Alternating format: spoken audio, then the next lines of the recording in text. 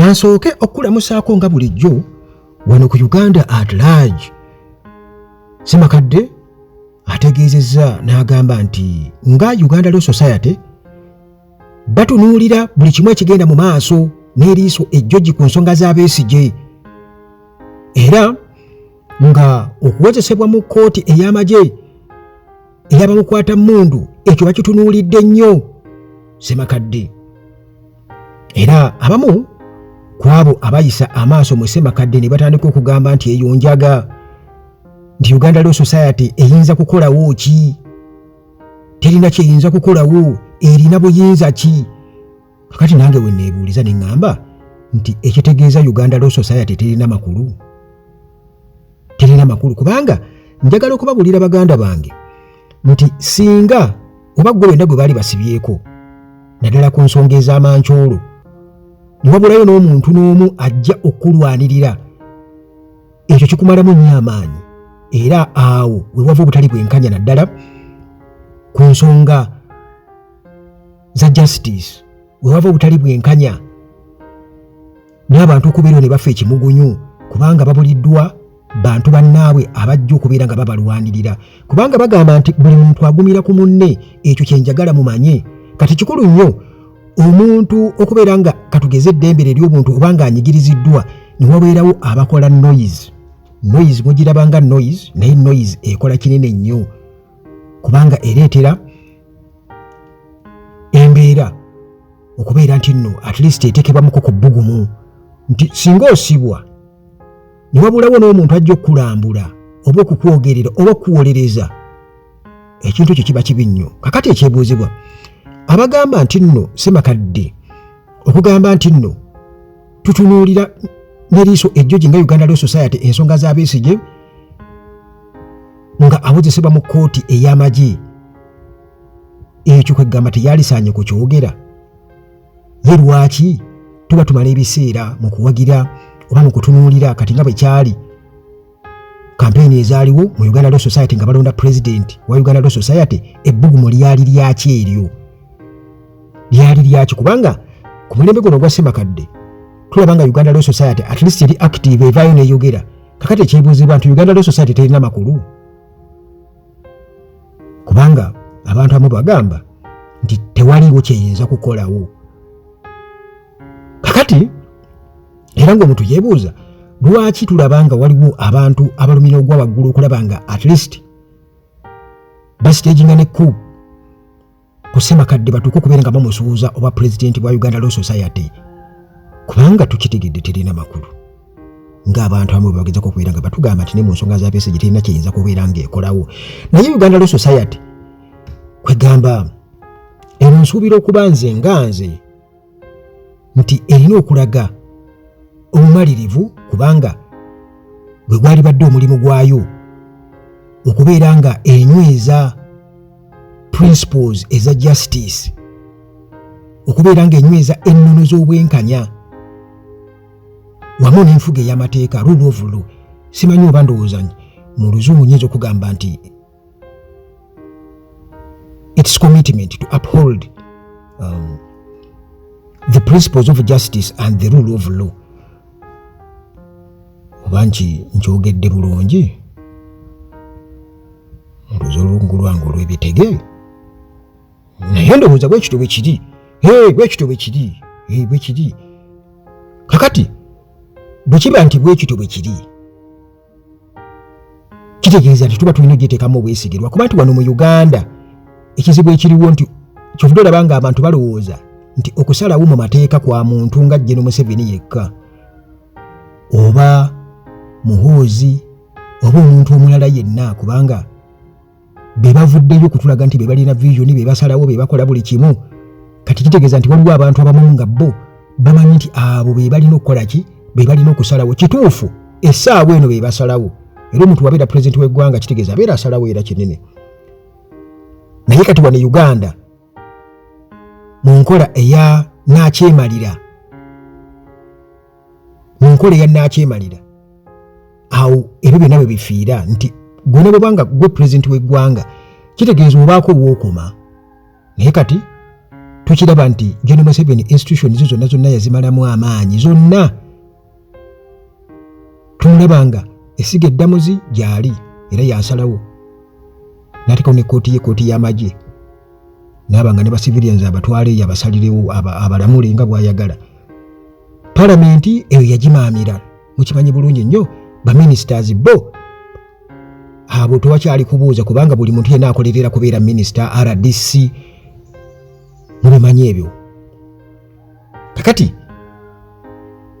nga Uganda Law Society in its continued commitment to uphold the principles of justice and the rule of law, kiba kitegeeza nti ffe nga bannansi tulina okuba nga tugiwa amaanyi era naffe nga tuli cognizinga naddala nga wavuddeyo omuntu nga Isaac Ssemakadde okubeera nga ddala mu butuufu ajjayo ekifaananyi kwegamba tusiigira ekifaananyi ekya Uganda Law Society entuufu bwe yali badde ate ntulina kubeera nga tumumalamu bumazi maanyi nti kakati ogenda kukola ki? Tewali nnyo kyagenda kukola kubanga ye ngaddi nti omwana kitaawe bw'afa ng'akyali muto ne wabeerawo omukuza nga yasigaza ebintu eby'obugagga ettaka n'ebintu ebirala bizimbe eby'omwana oyo nga muto. Omwana bwezeze emyaka 18 emyaka 2 kiba kitegeeza nti kakati abeera alina okulwanirira ebyobusika bwe era bw'ateegendereza oyinza okwesanga nga ebyobusika byayingirwamu abantu abalala abaana b'oli omukuza nga nabo bamanyi bya kitaabwe watabaawo amulwanirira abantu kukola noise katugeze mu kika kiba kitegeeza kibeera ni feya kubanga mmwe muba bakulu mungu omwana ono mubadde mumulaba kitaawe afudde ng'akyali bujje mumukwasizza oba omukuza kyokka ate omukuza atuuse kiseera ayagala okubeera nga abba ebintu by'omwana oba omusika ekintu kitali kituufu nti weetaagawo kye bayita noise. Kakati bwe tuba tunaalibareetinga Uganda kitegeeza tulina okubeera nga ddala kituufu tusitiikinga ku abo abagezaako kuggyayo principles of justice and rule of law. Alright, nga sinaba kubeera nga neeyongerayo Hillside View Apartments ku Ntebe Road awo ng'otuuse ekitende oba ekajjansi ku kasozi ke bayita Jjanyi okulina na church awo wali apartments enjoyooto obulungi wifi weeri ya bwereere ate nga munda buli kimu mwekiri ekiyungu mwekiri eddiiro ejjoyooto obulungi ebisenge ebisukka mu kimu ebinaabiro ebirungi buli kimu gwe kiwali badde oyagala okubeera nakyo mu nnyumba naye ggwe ng'ekikwetaagisa just weetaagayo akasente katono nnyo opangise ennaku entonotono oba yagala pangisawo wiiki oba nnaku 2 oba mwezi oba wiikisi 3 ng'obeeraawo olinga ali ewaka kwegamba nga tosula mu hotel osobola okwefumbira osobola okukyaza abantu b'oyagala nga teri agenda kuba konkona ku makya nti essaawa zituuse baagala kulongoosa mwali badde mucheckinga out ng'olinga ali ewaka. Kati Hillside View Apartments weeziri ku Ntebe Road buva ku airport dakiika ntono nnyo abamanyi ekitende mumanyi aseetaka kubannyonnyola dakiika ndowooza oba nga 2 ekiba ekinene nnyo oba otuuseewo ate n'okuva e Kampala mulaba nga ekifo kiri accessible nga tewali nnyo kutaataaganyizibwa. Kale munnange Hillside View Apartments weeziri nnyo ku ggwe eyandyetaaze okubeera nga ofuna awantu katugeze Kampala tolina nnyo woyinza kubeera oyagala ekifo ekitaliimu kkerere ekiri executive akasente kakatonotono okalina Hillside View Apartments weeziri nti weesobola n'okuyita famire yo oba abaana bo n'obalabirako awo oba mukyalawo oba girlfriend wo mu mbeera yonna. Kale Hillside View Apartments weeziri. Omusawo ku sayidi endala nayo gyali nnyo dokita omutendeke obulungi ennyo ate yakola research ku ddagala lyaffe erya wano n'eddagala ezzungu. Dokita bw'ali ku bulwadde bwonna obukuluma wano ku Uganda Atlage nalaba nga kyamakulu nnyo kuba endwadde eziruma abantu pressure, sukaali, prostate ne signs za prostate abantu tebazimanyi oba oli awo naye nga munnange zaakutandika dda. Kati kyetaaga wano ku Uganda Tragedy n'enkuwa ennamba y'omusawo. Lwaki oyo? Kubanga nalaba abantu abawonye ate nga bamwogerako birungi byokka, nga y'omu ku basawo b'ensuubira okuba abali talenti. Temujjukira omusajja yali jjanjaba kansa, oyo naye baamuvuvuba wano e Uganda n'etuuka n'okuwulira nga gamba ayagala genda Rwanda gy'abeera akolera. Mujjukira omwami oyo yali nga kasobi awo. Naye kakati n'abalala gye bali kati ono y'omu ku bo era tekiri mu sitaani. Gw'osobola okujja wano ku Uganda Tragedy n'enkuwa ennamba y'essimu n'omugezaako, kubanga asiika obulamu munnange takola ki, tassa mukono. Ate ettuufu liva wala, okubeera ng'omanye ettuufu ate n'olisirikira, ekyo ndaba munnange kiba tekitutwala wantu wonna, kubanga obulamu bwe bugagga. Tetuyinza kwogera nga obulamu, abantu bangi nnyo be nali nga njogera nabo wano ku Uganda Tragedy ogenda okuddamu okwogera naye nga mulwadde, ng'ali Kampala naye nga gwe badde tomanyi. Olumu ogenda okucommunicatinga naye nga gy'ali e Bulaaya naye nga mulwadde. Kale kwegamba eddagala libatuuseeko bali baweereza abamu, katubasabire babeere nga bawona.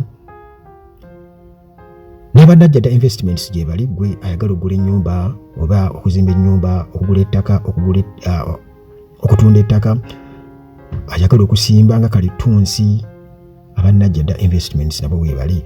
Kati tubadde twogera ku Ssemakadde ono ne Uganda Law Society nti ddala abantu abamu bagiyisaamu amaaso, naddala okuyisa amaaso mu Isaac Ssemakadde. Lwaki tebabeera bannayuganda? Naye ate ndyose nejogera ku bannayuganda, kubanga bw'otunuulira abantu abamu ku bo abagezaako okubeera nti bavumirira Ssemakadde, oyinza okwesanga nga si baawano, kubanga waliwo omuntu omu gwe nawulira agamba omuntu omulala nga boogera ku Ssemakadde ono nga oli yagamba Ssemakadde azze tuzimbe Uganda ey'awamu, Uganda omutali influence ya Kagame. In fact oli bw'ati bwe yayogera. Kati naamugamba nti munnange kyannaku temusobola kuzimba Uganda neetuuka ku ekyo kye mulowooza nga temuli bantu ba Kagame. Oli bw'ati bwe yakola ki, bwe yayogera. Kakati ekyo nakyo kiri awo, ndowooza kizibu, y'ensonga lwaki mulimu guruupu etakkiririza mu Ssemakadde, kubanga byonna byakola birabika bibajja akagaati mu kamwa. Kubanga abantu abamu baagala okubeera nga batutegeeza nti balooya abali mu Uganda omuwendo munene, kuba nzijukira Isaac Ssemakadde yawangula n'obululu 2,000 oba mu 100 mu bumeka oba mu kamu, oli munne yafuna obululu 8 oba 9 mu bumeka, bwe butyo. Kakitegeeza nti balooya bali eyo mu 3,000 n'omusobyo, nti bonna 2,000 n'omusobyo abalonda Ssemakadde mbu tebategeera, bonna tebategeera.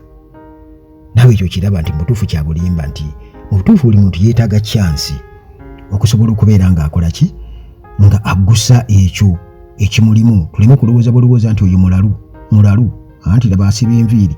Kale kwegamba Ssemakadde atugamba nti Uganda Law Society bwetyo emaze okubeera ng'eteekawo initiatinze trial watch program okusobola okubeera nga bamonitoringa court proceedings involving Dr. Kizza Besigye and Hajj Obedi Lutale Kamulegeya. Era nga mu kukola kino bwe batyo bagenda kubeera nga bakiteekako essira, era kiraga nti bamalirivu nga Uganda Law Society okakasa nti wabeerawo obwenkanya n'obwerufu mu Uganda judicial system. Kati bano batutegeeza mu statement gye bafulumiza nga Uganda Law Society, era President Isaac Ssemakadde agamba nti society emaze okubeera ng'erangirira nga bwegenda okuteekawo independent observer, okitegeera egenda kuteekawo kalabalaba ataliiko ludda, kwegamba nga ono atambulira ku rule of law, era nga agenda kuba yakwasaganya ensonga ezo ku lwa komiti. Kakati observer ono kalabalaba kitegeeza nti agenda kuba akozesa system okubeera nga afuna reports zonna ku ngeri omusango guno gye gutambulamu. Era kino oba byonna byonna byabeera afunye abeere nga communicatinga butereevu ne Uganda Law Society leadership. Kakati bino byonna oba okuteekawo kalabalaba ekigendererwa kwe kubeera nga batunula balabe oba waliwo irregularities, waliwo ebitatambudde bulungi, wamu n'okwevaluatinga potential interventions that align with the Uganda Law Society statutory mandate to promote the rule of law and justice. Engeri gye kiri nti abantu abamu oba oliawo tebamanyi mugaso gwa Uganda Law Society nga bannaffe abamu batugamba nti terina makulu, terina kyesobola kukolawo. Naye Uganda Law Society yo etutegeeza nti newankubadde nga terina kubeera nga eyogera butereevu ku misango egiri mu kooti oba active court cases, naye okuteekawo trial watch program eno bagidesignze okubeera nga ekola ebintu bino wammanga. Ekisooka baagala wabeewo obwerufu wamu n'okubeera nti nno bapromotinga open and impartial proceedings, obwerufu, era nga omusango guno gulina okubeera nga gutambula ewatali kyekubiira. Yensobola ki bayinitiatinze trial watch program eno. Era bagamba nti mu musango guno oba mu kuwozesebwa kuno baagala ebintu byonna ebiba bigenda mu maaso bibeere nga bitambulira wamu ne legal processes wamu ne standards nga bitukaganye n'omutindo n'ebintu ebirina okubeera nga bitambula. Procedural integrity, ensuring adherence to proper legal processes and standards. Bano era batutegeeza batugamba nti baagala obwenkanya justice, baagala upholding a fairness for all parties involved in the litigation, baagala obwenkanya era nti waleme kubeerawo sayidi enyigirizibwa ku njuyi zombi. Okitegeera kakati awo n'ogamba nti nno tebasaanye kuteekawo trial watch program mbu bino tebibakwatako. Wano Uganda kyekizibu kye tulina nti batubisa akatambala ku maaso ne tulimu okumanya nti nno okuteekawo ekintu katugeze okuteekawo Uganda Law Society kiba kitegeeza nti walina okubaawo amaanyi we gava. Bateekawo akakiiko k'eddembe ly'obuntu katugeze Uganda Human Rights Commission, kati gwe n'oveeri n'ogamba tekalina makulu, kitegeeza nti system yeekamazeemu supu oba value. Kati nga Wangadde bwe yatutegeeza nti munnange ye bw'akola ripooti ate balina ogimuggyako bagende bagieditingi bamubuulire biki ebyokwogera nga tanaba kubeera ng'agisoma, era nti ne mu meetings mwe babeera ze batuula nga Uganda Human Rights Commission nti mubeeramu abalina embwasi, abalina emmundu, azibalaba nga bazitimbye mu biwata aziraba.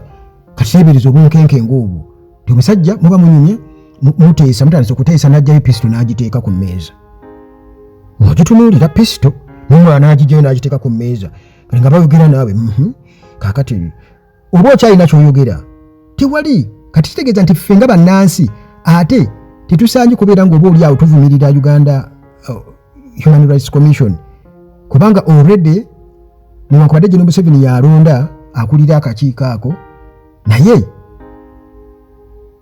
omuntu avuddeyo n'ayogera n'atubuulira obunkeke bwalimu. Kitegeeza nti kati tulina okubeera nga ate bannansi era naffe tulwanirira eddembe lya Uganda Human Rights Commission, kubanga eyo mandeete tuweebwa ssemateeka kitukwatako okusinga okubeera awo ate nga tuwoza, kubanga kitegeeza nti waliwo oba nakyemalira obugenda mu maaso era nga gwe mutwe omukulu gwe tulina okubanga tukuba nga bw'okuba omusota ku mutwe. Kitegeeza nti omutwe gwa nakyemalira gulina kukubwa paka nga ebiyinza okukivaamu injustice eziru, impunity n'ebirala byonna byonna nga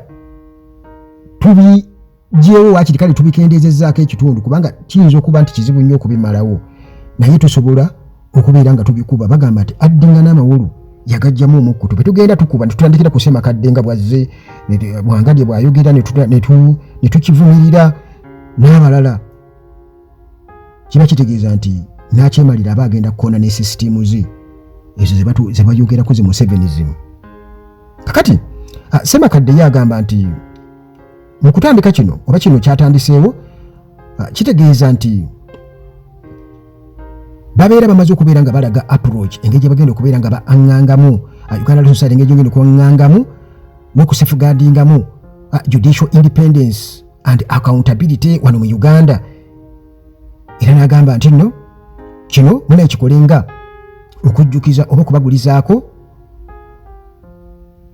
ku mulimu omukulu ogwa professional bodies gizirina okubeera nga zitambuza oba zizannya mugezaako munnange okuwagira legal framework.